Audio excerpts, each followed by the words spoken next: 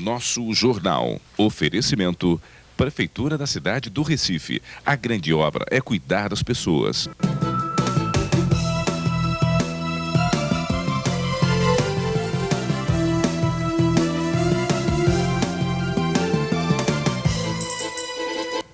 Boa noite, veja na edição de hoje do Nosso Jornal.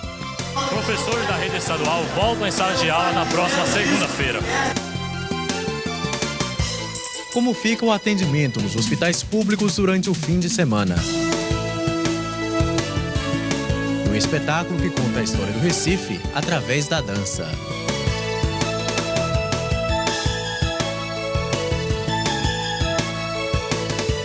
Rebelião em Santa Cruz do Capibaribe.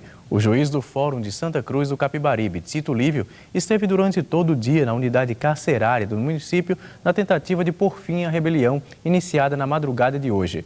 Os 109 presos rebelados reclamam da superlotação do presídio construído para abrigar 25 detentos.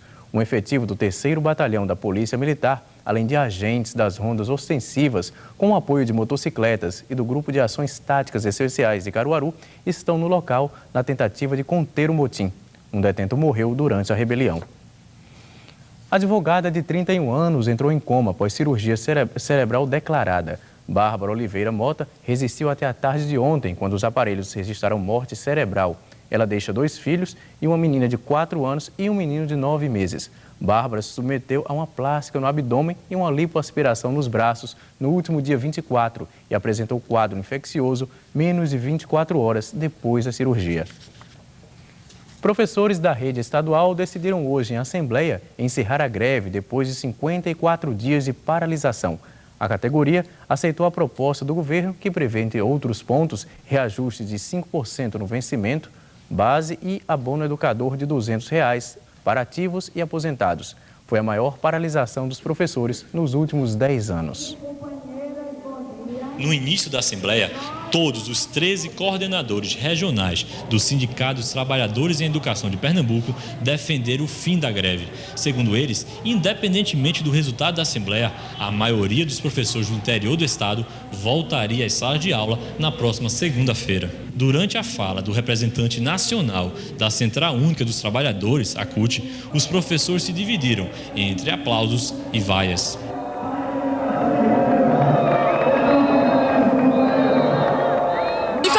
O sindicato que deveria nos defender mais veementemente, tem sido, por vezes, falho. A culpa não é do sindicato, isento o sindicato de qualquer culpa, porém poderia ter sido mais fortemente atuante. A CUT tem toda a clareza de que essa categoria não pode continuar com esse grau de emocionismo para resolver um problema sério da educação do Estado. O governo mostrou sua incompetência e nós, por outro lado, não podemos mostrar nossa incompetência ao estar em 54 dias de greve e ter um nível de emocionismo desse, um pequeno grupo conduzindo. Depois de 2 horas e meia de discussão, a grande maioria dos professores votou pelo fim da greve. A categoria decidiu aceitar a última proposta feita pelo governo. A principal medida é o reajuste salarial de 5% a partir de setembro, além do abono de R$ 200 este mês para servidores ativos e aposentados. O presidente do sindicato, Helena Araújo, disse que apesar do reajuste ter sido menor do que o esperado, a paralisação foi positiva. O que nós ganhamos foi mostrar para a população pernambucana que a educação de Pernambuco está em alerta, que a educação de Pernambuco precisa de uma atenção mais que especial, que a educação de Pernambuco precisa ter condições adequadas de trabalho, precisa ter salário digno, precisa ter os seus profissionais respeitados pelo governo e pela sociedade. Esse é o grande ganho. Na questão financeira foi muito pouco, porque vamos continuar com o pior salário do país, mas mostramos que essa categoria tem dignidade para lutar. Nós vamos agora fazer a recomposição desse calendário. A proposta original que nós tínhamos previa que o calendário se estenderia até o dia 18 de janeiro, mas com a antecipação do final da greve, nós vamos ter que recompor esse calendário, mas tudo indica que precisaremos utilizar os dias de sábados desse segundo semestre e algum período ainda do mês de janeiro para que a gente recomponha e garanta o direito aos 200 dias letivos do aluno. Por último, a questão dos professores temporários. Fica suspensa a contratação? Veja, essa medida ela foi adotada de caráter preventivo, né, considerando que os professores não retornassem às salas de aula. A partir do momento em que houve a deliberação hoje pela Assembleia do retorno imediato às salas de aula, o próprio decreto ele perde, né, o seu sentido de existir. Os estudantes selecionados para o ENAD nos anos de 2004 a 2006 e que faltaram à prova vão poder realizar sua situação. Uma portaria publicada ontem no Diário Oficial autoriza esses estudantes a participar do ENAD 2007. Depois da avaliação, eles vão poder emitir os documentos referentes à conclusão do curso de graduação. A prova vai ser aplicada no dia 11 de novembro, com início à 1 da tarde. E os alunos pré-selecionados no ProUni, em segunda chamada, têm um prazo maior para comprovar os dados apresentados na ficha de inscrição. Agora, eles têm até a próxima quarta-feira, dia 8, para comparecer à instituição de ensino onde foram aprovados. O prazo para o recadastramento dos servidores ativos, inativos e pensionistas da Prefeitura do Recife termina na próxima segunda-feira. O cadastramento é obrigatório e vai atualizar informações sobre os contribuintes e beneficiários da Previdência Social. Mais de 15 mil servidores já se cadastraram e quem ainda não respondeu ao questionário vai ter o pagamento suspenso em outubro. O recadastramento pode ser feito no Terminal Marítimo de Passageiros, no Marco Zero, Recife Antigo, das 8 da manhã às 2 da tarde. Em instantes, a Secretaria de Saúde vai convocar mais médicos durante o fim de semana. E veja também, entrevista com o ator Carlos Reis. Ele fala sobre as comemorações ao romancista e teatrólogo pernambucano Hermílio Borba Filho. A gente volta já.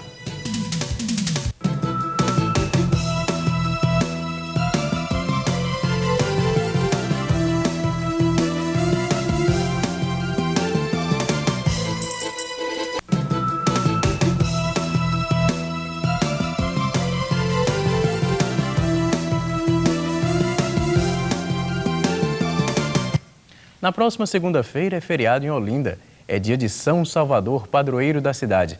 As comemorações começam bem cedo, a partir das 8 da manhã, com o badalar dos sinos da Catedral da Sé e a tradicional queima de fogos.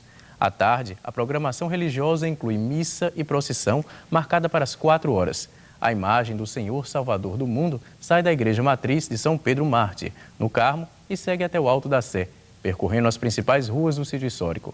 Após a chegada do andor, vai ser realizada uma missa solene, presidida pelo arcebispo de Olinda, Recife, Dom José Cardoso Sobrinho. A Secretaria de Saúde de Pernambuco publicou hoje, no Diário Oficial, o edital de convocação de 120 médicos para ocuparem as vagas dos especialistas demissionários. Até o momento, 111 profissionais já pediram exoneração do cargo. Ontem, um paciente do Hospital da Restauração, internado com quadro grave de infecção e insuficiência renal, foi o primeiro paciente transferido pelo governo. Ele foi levado de helicóptero para um hospital em Garanhuns. A Secretaria Estadual de Saúde informou que poderá convocar mais médicos durante o fim de semana se for grande a procura pelos hospitais públicos. A nossa equipe de reportagem visitou duas das maiores emergências do estado. O Hospital Getúlio Vargas teve mais um dia sem atendimento de emergência. Dentro, apenas pacientes internados e familiares à espera de informações. Aqui no Hospital da Restauração, a emergência trabalhou com 24 médicos de todas as especialidades. A direção, no entanto, orienta que a população só procure o hospital em caso de extrema urgência. Para o final de semana, permanece o número de médicos que já estão trabalhando. Caso seja necessário, serão chamados profissionais do Exército e Aeronáutica. A Secretaria de Saúde informou à população que os casos de menor gravidade devem ser encaminhados às policlínicas e postos de atendimento mais próximos.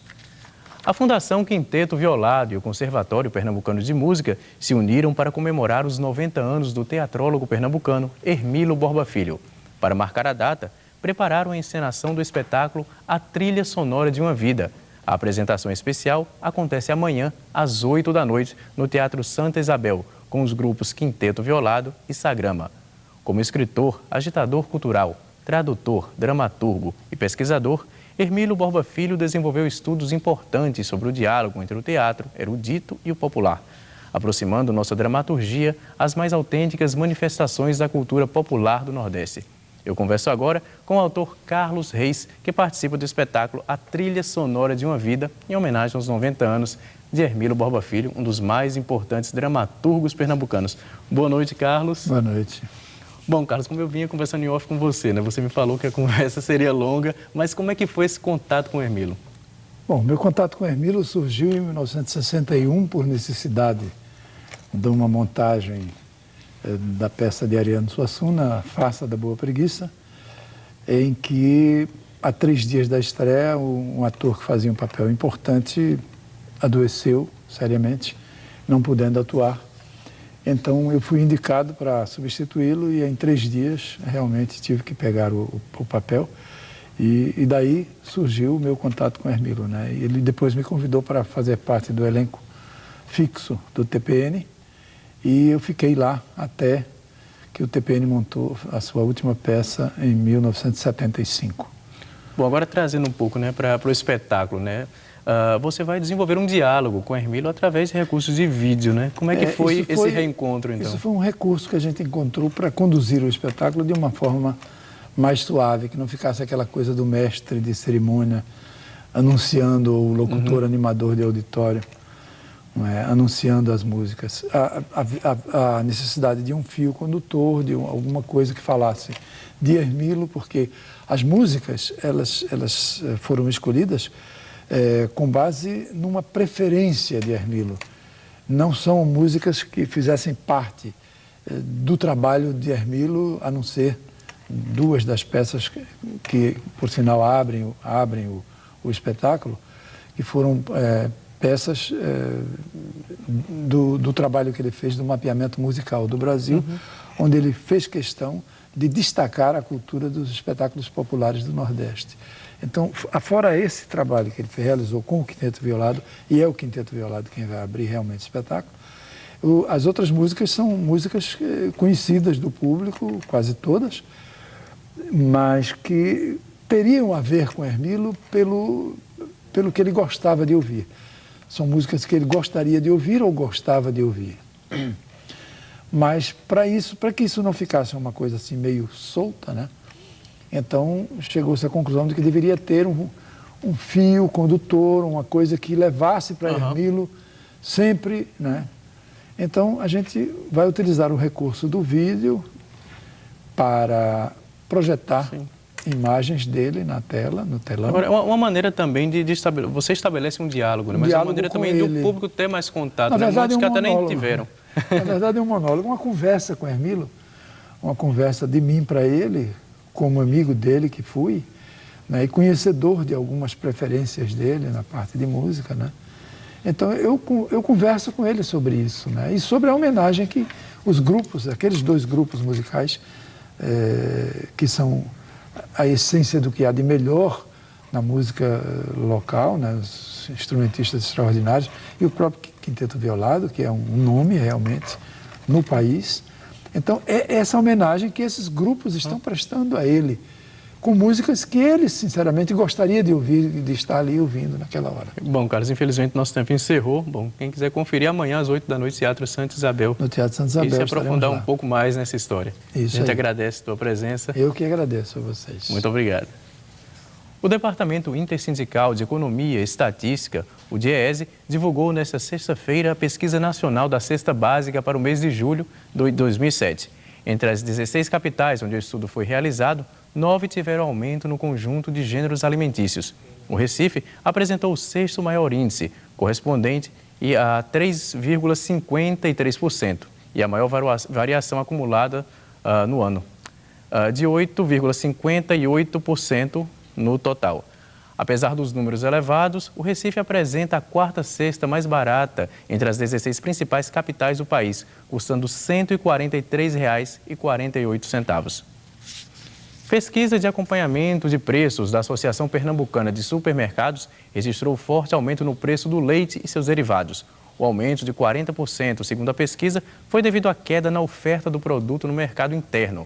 Em julho, o litro do leite vendido na embalagem Tetra Pak subiu 17,8% na comparação com junho e alcançou o preço médio de R$ 2,31. Enquanto o preço do leite líquido disparou no último mês, o custo do leite em pó vem subindo gradativamente há pelo menos 3 meses. O produto repetiu a tendência alta, subindo 7,23% em julho.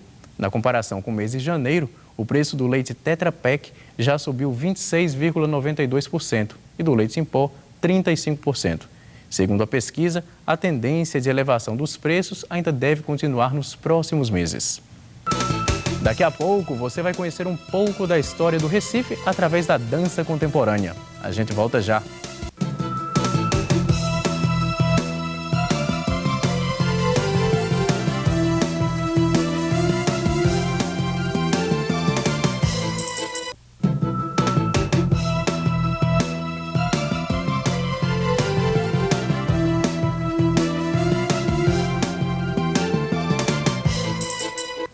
E agora, futebol. Pelo Campeonato Brasileiro da Série B, Santa Cruz enfrenta amanhã a Ponte Preta às 4 horas da tarde em Campinas. Logo depois, às 6h10 da noite, Náutico e Sport se enfrentam em campo pela primeira divisão. Na Ilha do Retiro, o Sport joga contra o Atlético Paranaense. Já em Natal, o Náutico enfrenta o América. E já estão abertas as inscrições para o 3º Seminário Internacional de Crítica Teatral. O Encontro das Américas, que acontece de 13 a 17 de agosto no auditório da Biblioteca Pública Estadual. Os interessados devem mandar e-mail para seminariodecritica@hotmail.com com nome, cidade de origem, telefone e e-mail para contato. Participam como palestrantes os teatrólogos pernambucanos Vital Santos, Rubem Rocha Filho e Luiz Felipe Botelho, além de Vivian Tabares, conselheira cultural da Embaixada de Cuba no México, e Jaqueline Vidal Boaventura, atriz e diretora de teatro experimental de Cali. As inscrições são gratuitas e podem ser feitas até o próximo dia 13 de agosto, na sede da FETAP, Raio Oeste, da Casa da Cultura. Mais informações pelo telefone 3077-1441. O Dia do Maracatu, comemorado em 1º de agosto, será festejado neste domingo em Olinda. A festa está marcada para as 5h30 da tarde no Mercado Eufrásio Barbosa e tem como mestre de cerimônias o Maracatu Nação Pernambuco. O grupo traz uma apresentação da Alfaita Real do Nação, orquestra de desfile oficial de carnaval, e vai executar peças dos repertórios junino e carnavalesco, iniciando os preparativos para a temporada de verão e carnaval. Conhecer um pouco da história do Recife através da dança contemporânea. Essa é a proposta do espetáculo Recife Paralelo 8, apresentado pela Dante Companhia de Dança e Teatro. Estamos aqui com o coreógrafo do espetáculo Recife Paralelo 8, Black Escobar. Ele vai nos explicar um pouco como surgiu a ideia desse espetáculo, em que ele se baseia. Black, explica um pouco como surgiu o nome e a ideia do projeto. Olha, já há um tempo eu já tinha pensado em falar sobre a história do Recife, contar isso em dança. Aí veio a ideia do prêmio Klaus Viana, que surgiu de montagem de espetáculo. E aí eu comecei a pensar mais um pouquinho, reuni com Patrícia, minha mulher, e com Moisés Neto, que é o diretor. Nós conversamos, idealizamos o projeto, mandamos para a Funarte, ganhamos o prêmio e aí montamos o espetáculo. Baseado nos paralelos, meridianos e tudo mais, conseguimos colocar o título Paralelo 8, onde passa no Recife, junto com Olinda. E aí a gente começou a contar a história a partir daí, do Marco Zero, dos índios caetés, e aí a gente vai contando aos poucos a história. E Black está aqui com uma peça que será utilizada no espetáculo. Explica pra gente um pouco dessa peça. Nós temos esse figurino, que as meninas usam a saia, que mostra o maracatu. Tem outros que mostram o galo da madrugada, as igrejas, a praia de Boa Viagem. E, ao mesmo tempo, ela se transforma aqui em outro, quando a corte de Nassau chega, que é todas de retalhos. Quantos dançarinos estão no espetáculo? Até por coincidência, são 8 bailarinos, porque Recife Paralelo 8... eram 6, 5, depois 4, depois aumentou para 6, chegou em 8 e em 8 da medida certa. E dessa vez eu não estou dançando, fiz a coreografia e também está muito legal tudo. Então a gente pode dizer que o público vai ter a oportunidade de passear pela história do Recife através da dança. Passear e até conhecer, porque muita gente ainda, assim, os mais jovens principalmente, não sabe de algumas histórias como Vamos Abraçar o Sol, uma grande comemoração da abertura do verão na Praia de Boa Viagem. O espetáculo Recife Paralelo 8 estará no Teatro do Parque nos dias 4 e 5, 11 e 12 de agosto. A entrada custa R$ 5,00.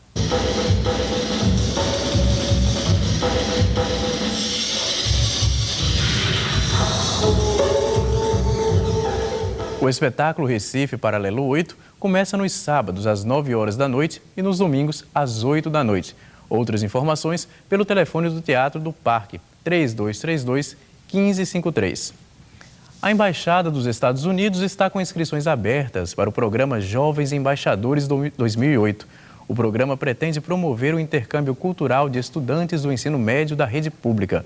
Os alunos selecionados vão passar 2 semanas nos Estados Unidos em janeiro de 2008. Para poder participar, é preciso ter entre 15 e 18 anos, não ter viajado ao exterior, ter boas noções da fala, escrita, do idioma inglês. Os candidatos têm até o dia 10 de agosto para se inscrever na Associação Brasil-América ABA, que fica na Avenida Rosa e Silva, nos Aflitos. Outras informações pelo telefone 3427-8820. E o próximo domingo vai ser de muito forró pé de serra no Clube da Polícia Militar. É a 9ª edição do Forró Fraterno, uma festa beneficente que vai contar com shows de Petrúcio Amorim e Rogério Rangel, além da participação especial da cantora Cristina Amaral.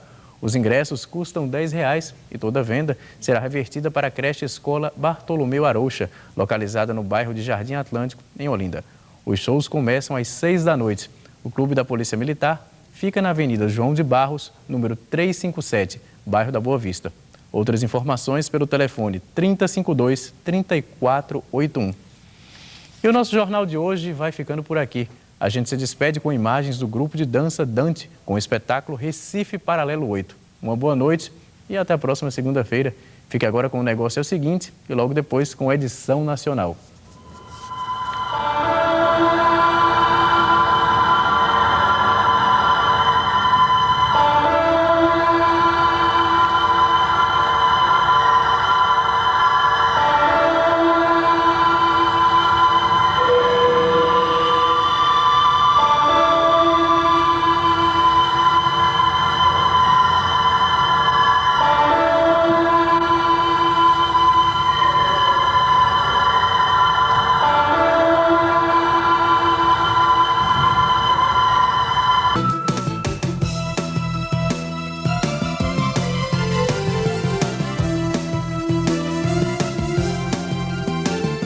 Nosso Jornal.